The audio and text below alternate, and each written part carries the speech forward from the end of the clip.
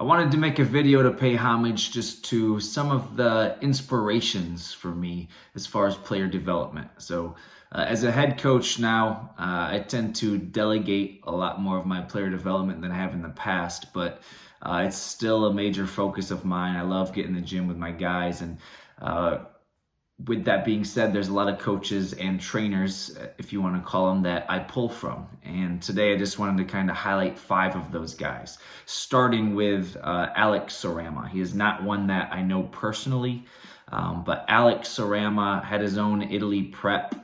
He's from the UK. He consults for many NBA teams, and I don't want to misrepresent him or the other 4 that I'm about to mention in any way, because Alex I don't know personally other than a little bit of communication online I've had with him, but he really is the first that I knew of that brought a new school of thinking to player development in applying research-based methods of learning to basketball. He's the one that really kind of, at least as far as with my understanding, the first person that I saw that really started to really get into small-sided games, constraint-led approaches, the idea of repetition without repetition, just the research of motor learning and applying that to how we teach basketball, differential learning, differential shooting. He's a guy that has really challenged a lot of traditional approaches. And for me, he's the first one I've came across to do that. I don't agree with everything he says or teaches, but so much I have learned from him already.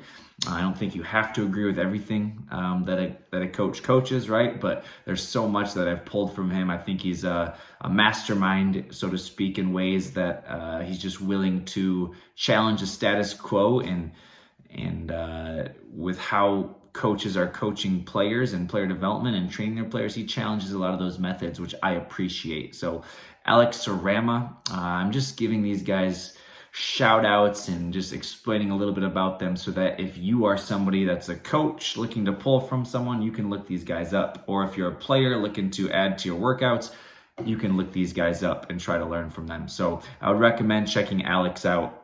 Second would be Coleman Ayers. I originally met Coleman Ayers of By Any Means Basketball. I met him just through communication online, and he has his own gym in Miami. But he came to me to do a camp in Vietnam when I was coaching in Vietnam last year. Just came and ran a 2-day camp as he was doing his world tour, touring a bunch of countries in Asia. Was fortunate enough to meet him in person there and have him lead some of my young guys in a basketball camp for 2 days. Unfortunately, he had food poisoning, but still stuck it out that second day. And just being able to watch him work was awesome for not just myself, but our players as well. He's probably the most creative coach that I've ever met. He is my favorite to pull drills, pull workouts from, just as far as stealing, right? And I'll always cite my sources. I'll let guys know where I got it. But I'll steal a lot from Coleman, right? And just if I'm about to go lead a guy in a one-on-one workout and just want an idea, something fresh, I'll go pop on YouTube and check out By Any Means Basketball, and he's got a lot of good stuff. He like Alex also tends to apply the research of just how athletes learn, how they need to incorporate movement, same ideas of repetition without repetition. He's very new school, has a fresh perspective on a lot of things, and he's just so creative, great with just teaching how players to be more fluid, less robotic, less old school, just pound the basketball. He teaches you how to move on both sides of the floor. He even applies strength and conditioning and just athleticism, how to be a better athlete. He applies that to his basketball training as well. So he's just very well-rounded and very creative. So I highly recommend, if you don't know him already, you check out Coleman Ayers of By Any Means Basketball. Third, somebody with a very different approach would be Micah Lancaster. Micah's from a city 10 minutes from my hometown. We played at the same college. He's older than me, but I remember my college coach used to always compare me to him, so I had to get a lot of that. But a lot of it was just in terms of work ethic, and we were both small point guards who played at the same college. So he's a guy that has an incredible attention to detail. He will find skills that you didn't know existed. For example, just a dribble step to a motion step, where you should step when you're dribbling, things like this. He's worked with several NBA guys. I'm careful about saying that because a lot of trainers claim to be good just because they work with NBA guys, right? And that's not the case. A lot of the best trainers in the world don't even post their workouts on social media, or you don't even know they're training NBA guys. But Mike is a guy that he's worked with a lot of high level guys, and I think he has the ability to take you to the next level and teach you skills that you didn't know existed. So unlike Alex Sarama, who teaches that your skills come from play and you kind of can find skills on your own, Micah will teach a skill and then try to apply it to the game. So it's just a different style of teaching. I don't want to misrepresent him. That's my understanding of how he trains players. I got to work out with him. I got to play against him. We played at the same college. He came back for alumni games, things of that nature. And I always enjoyed my workouts with him. He'll challenge you. He's also creative. He generally won't put you through the same workout more than once. So a lot of respect for Michael Lancaster. DJ Sackman, a guy that I think came up working with Michael Lancaster, came to my college, worked me out back when I was a college player. This would have been 12 years ago. Actually offered me a job. I don't know if he remembers that, to train with him. But I was working with a different player development coach at the time. But anyway, he's just a really good guy. And he is one of the best overall basketball trainers, being well-rounded in teaching skill, teaching fluid movement, how he communicates. Just a good guy. He's a hooper. He understands the game. He communicates well. So he's just a guy, he'll post a lot of content as well. He's got Hoop Study. He's got his DJ Sackman basketball, some things he'll share on social media. If you're a player, I recommend hopping onto his social media and stealing some drills from him, because he'll be able to piece together some workouts for you.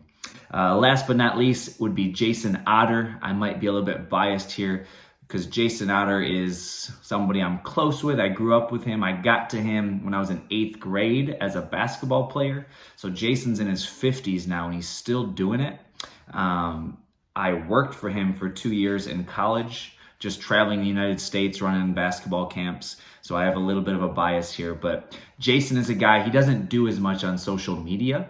That's not to discredit what they are doing on social media, but he doesn't, that's not his priority. He's not making a post every day, that type of guy. So a lot of what he does, his expertise, his mastermind comes from behind the scenes. But Jason Otter is more than any human I know in any industry of life, literally any industry of life, basketball, business, anywhere, just more than any person I know. He is the biggest dog I have ever met, the hardest worker I have ever met. So for me as a middle school, high school, and college athlete, when I was working out with him, either working for him or going through his workouts, he taught me so much about work ethic and being a leader, being a good teammate, being a dog, being strong-willed, strong mentally. He is awesome for all of that. And he has trained thousands, literally thousands of high school players into Division I players. And he makes his name off of maybe taking the less athletic guy and teaching them how to score against maybe a bigger name guy with more athleticism. He's great for that. He really knows the game. He got, I think, unfairly labeled as a dribble guy, right? Because he used to do some and one tours, 3-on-3 tournaments, used to pay him and come to come put on a show at their tournaments just because he was such a good ball handler. And he would share ball handling workouts on YouTube. But like myself, I even started sharing player development content when I was still a player, and I didn't spend that much time with the social media. So I would film mostly ball handling because it's just the easiest thing to film, right? If you don't have someone filming for you, just put up your camera, and stationary ball handling doesn't have to move. So it's just the easiest thing to film when in reality, that's about 5 to 10% of what the workout actually is. Jason's a guy who he is far beyond more than a dribbling guy. He shoots the piss out of the ball. I would say his shooting stuff is as equally good as his dribbling and ball handling content, if not better. The guy can really shoot. He's got a 30-step program for how to become a good shooter. He's learned from a lot of NBA shooting coaches.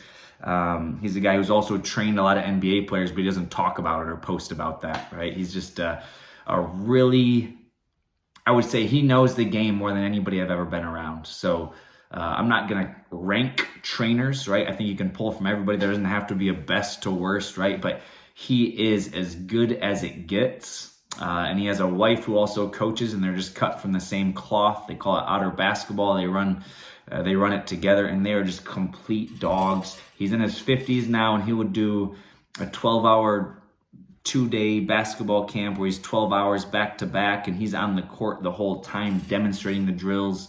Just a complete dog. And he unfairly, like I said, got labeled as a dribble guy early on. The best thing he does is teach you how to move, which I learned so much from him in that regard, how to move with your dribble, right? Because movement is so important. There's a lot of guys who can do all this stationary ball handling but can't go anywhere with it because they can't apply the athleticism.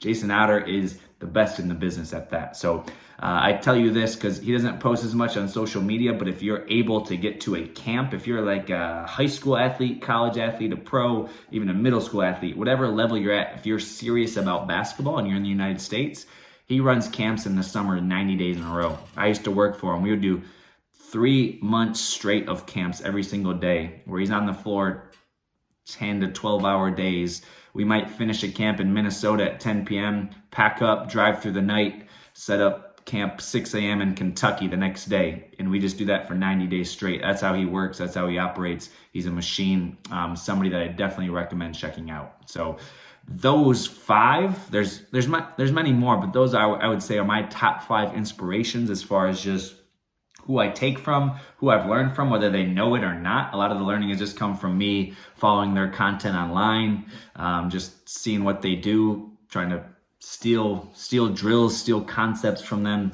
Alex Sarama, Coleman Ayers, Micah Lancaster, DJ Sackman, Jason Otter. If you don't know those guys, check them out.